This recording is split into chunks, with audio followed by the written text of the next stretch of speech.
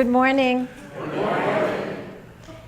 Thank you, New Thought, for not only inviting me to share my research on creativity, but also for creating a community that is a force in the world that supports diversity, love, and authenticity. We need more of you, more of these communities out there in the world. So first, I want to thank you. My intention today is to take creativity and share it in a way that I invite you to have an understanding of what gets in the way, the obstacles to us being the creative geniuses that we are already, and the ways that we can cultivate and support our creative genius. This community already has the foundation that it's built on, which is that we are creators. In fact, the first song I counted, there were 10 times we said creator or creating. And the New Thought community is all about that we create our own reality. So we all know we're creating. In fact, right now, all of you are manufacturing your lives as you sit right here. The thing that we don't do that great is, as creators, we create by default rather than deliberate. And what has happened in our society as human beings is we have become standardized creators because many of our systems have become mechanical as opposed to organic. And in that way of being deliberate creators, we then can be creative in our creativity because that is our birthright. I'd like to give voice to two of the people that I researched and studied while I was researching the subject, and I thank you because it gives me the opportunity to dive deeper into subjects that are important for me as a human being. The first teacher, who is a force out in the world, is Brené Brown. And anyone who's never listened to her TED Talks, they are fantastic. The reason why I bring her up is one of the things she says, she teaches educators, and she says that in order to create creative geniuses, which, and I want to read a quote, we want to put artists and creativity really right at the center of public discourse and recognize creativity. People don't just make paintings, music, or movies, but they shape the systems of the society in which we live in. Her understanding of creativity, she says, one of the things that we need aspects to be developed is vulnerability. And she has great TED Talks about vulnerability, and I'll talk a little bit about that in a minute. The second great innovator out there, a force in the world, is Sir Ken Robinson. In fact, his TED Talk of all TED Talks has gotten more likes than anyone else in TED history. He is from Liverpool. He is the funniest man, and he is an educator on changing the paradigm of education systems so that we can have creative geniusry back where it's meant to be, which is in the classroom. He says that creativity is as important as literacy, and today that is not what is being done in our systems. And in order to create, we have to have the perfect climate. In 2004, in Death Valley, California, Death Valley, its name because nothing grows there. That winter of 2004, they had 7 inches of rain for the first time in many, many years. That spring, a phenomenal happened in the desert. On the desert's bed was a carpet of color, because underneath the surface of the earth were microorganisms waiting for the perfect climate to become creative geniuses. So are we. And what Sir Robinson says is we need to look at our creativity and nurture it like agriculture. not mechanically. There is a great speaker who I read recently who said, in our culture today, we touch our height in creative geniusry at the age of 4. By the time you're in puberty, and this is generalizing, of course, most adolescents, and that includes us because we've all been there, some of us still stuck there like me, we have been told over 150,000 times no. And we have been told 5,000 times yes. We need to shift the paradigm to more yeses. In 1980, in Southern California, there was a professor from the Italian descent. His family moved from Italy in the 30s or 40s. He grew up when, at that time, Italians were treated like our people of color are today. They were discriminated on. And when he went to school, there were many days he came home beaten up, black eyes, and this young man had the spirit of a young puppy, happy, joyous. In fact, his nickname was called the Hugging Professor. The reason why his spirit wasn't diminished was because his family system had the climate that nurtured love and support. They saw their children as authentic individuals. In 1980, he became fascinated with the idea of what gives us meaning and what disconnects us from it. Because one of his young students, a beautiful human being, committed suicide. He created a class, an elective, that got no credits called Love 101. And so many of students at Southern California, University of Southern California, came that there was a waiting list. It was set up in a lecture hall with over 100, I think over 500 students. And he asked them a few questions. He said, how many of you here are dancers? A couple of people raised their hand. How many of you are singers? Few. How many of you are painters? And he went on the lists of the arts. He then changed the question. He said, how many of you dance? And everyone raised their hand. How many of you sing? And everyone raised their hand. What happens between 5 and university? Okay. What happens? He took the same questions and went to a small school in Southern California and gathered all the kindergarten. And he said to them, how many of you are dancers? And everyone raised their hands. Not only did they raise their hands, they danced.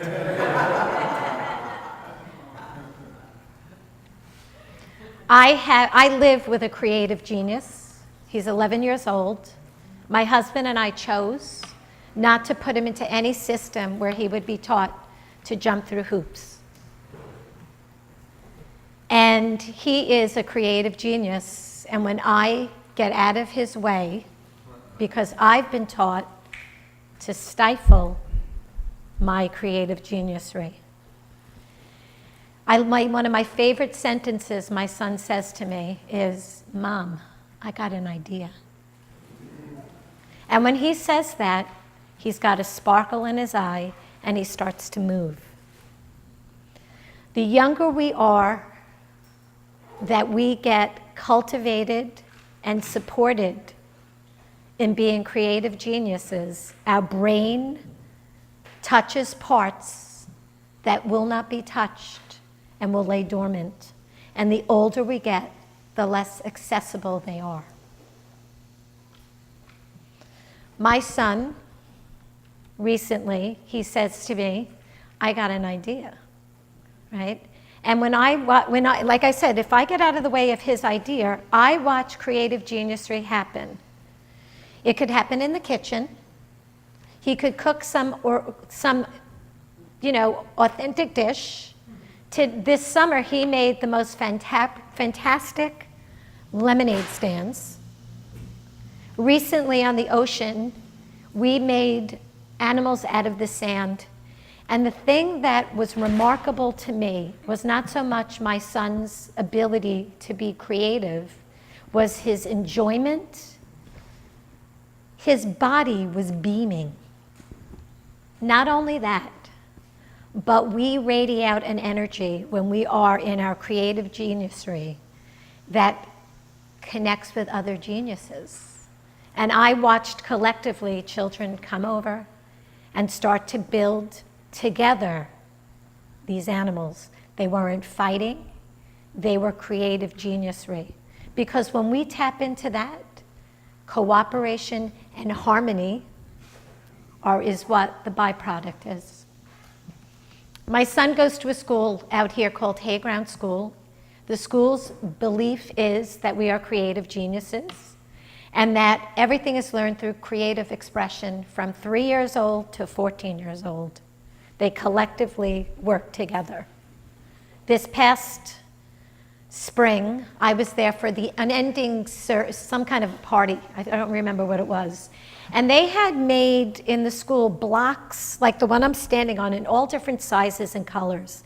And the kids were outside playing with them. And at first they started fighting about the blocks. And us parents, we were just sitting back and watching. And eventually, on their own, they started to do something that was, to me, miraculous. In fact, it's on YouTube. Someone videoed it. They started to work cooperatively. And they created a creative snake out of these blocks that was, and the way that they did it was creative geniusry. If us parents got in the way, that never would have happened. The greatest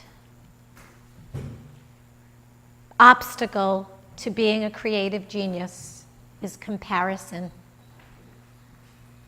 Being compared. I'd like to read a quote from Teddy Roosevelt. "It is not the critic who counts, not the man who points out how the strong man stumbles, or where the doer of deeds could have done them better. The credit belongs to the man who is actually in the arena, whose face is marred by dust and sweat and blood, who strives valiantly, who errs, who comes short again and again, because there is no effort without error and shortcoming, but who does actually strive to do the deeds, who knows great enthusiasms, the great devotion, who spends himself in a worthy cause, who at the best knows in the end the triumph of high achievement, and who at worst, if he fails, at least fails while daring greatly. So his place shall never be with those cold and timid souls who neither know victory nor defeat. In order to be a creative genius, we have to be courageous." In South Central India, there was a great rich man who owned a huge parcel of land. And he appeared to be content. One day, an ancient Buddhist priest came to visit him and started to tell him about diamonds. And that diamonds were the most precious mineral in the world. Now, Al-Hafid, true story, got so inspired initially about diamonds, he started researching about them. He went from becoming inspired to becoming obsessed. Anybody can relate to that? And attached. Cuts off our creative geniusry immediately, right? The minute we get into lack. He started traveling around the world, sold his land, went all over looking for diamonds. He became penniless, despondent, and drowned himself. Pretty shitty, right? He, meanwhile, on his land, the new landlord, was walking on his land with his camel, They stopped to get some water from a brook. And as he looked down into the brook, he saw something sparkling. He picked it up and said, wow, what a beautiful rock. And he put it on his mantle. That same Buddhist priest came to visit and saw the rock and knew it was a diamond in its rough. To find out that this particular piece of land is one of the biggest diamond mines in the world. In fact, the Hope Diamond was found there. Right? So our creative geniusry is in us. No one knows where it is for us. So what gets in the way? Conformity, scarcity, critics. What strengthens our spiritual genius that all of us have, that it's waiting on the surface, below the surface? First and most important is diversity. Diversity helps us to experience change and differences. And when we experience diversity, again, it stimulates a part of the brain that untouched, we cannot be creative genius.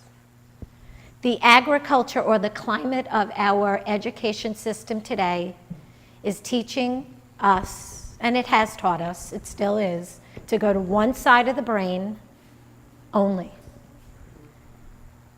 And Sir Ken Robinson says that in the academic world, which we get a lot of strokes of being creative, he says the only reason why they have bodies is to carry around their heads. Now, movement is another aspect that strengthens the climate and culture of creativity. When our body moves, there are neurons in our body that stimulate the brain in that part that is untouched and dormant unless we move.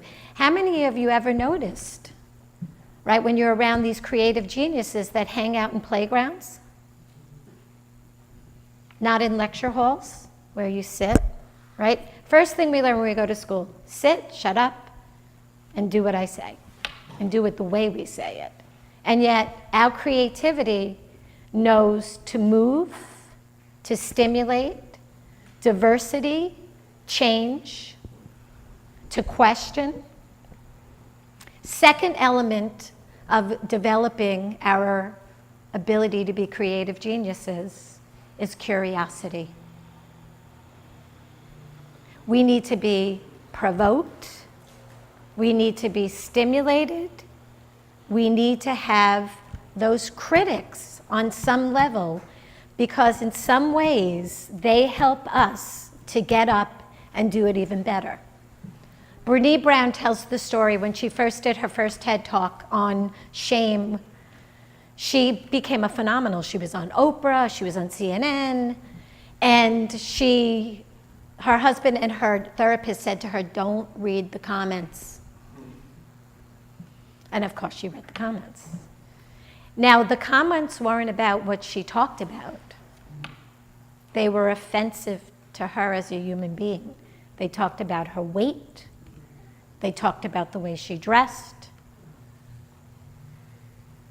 And she had a spiritual awakening from that experience because she had been hiding and holding that shame for so long.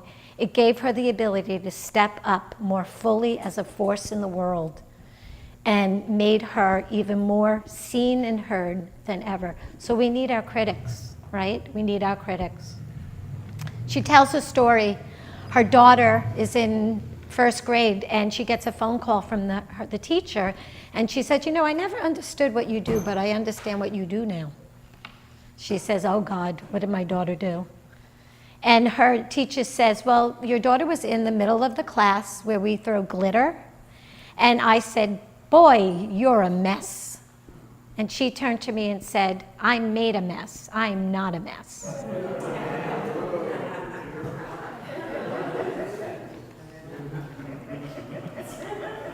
Cultivating creative geniusry.